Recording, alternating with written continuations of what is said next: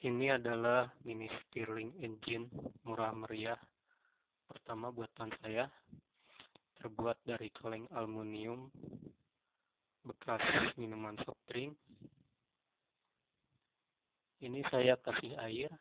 Ini adalah sedotan sepanjang 1,5 cm. Saya kasih epoksi supaya airnya nggak masuk. Ini crankshaftnya terbuat dari gantungan baju. Diafragmanya pakai balon.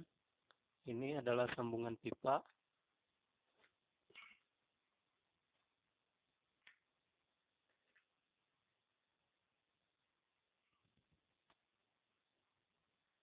Ini tungkunya dari kaleng bekas susu.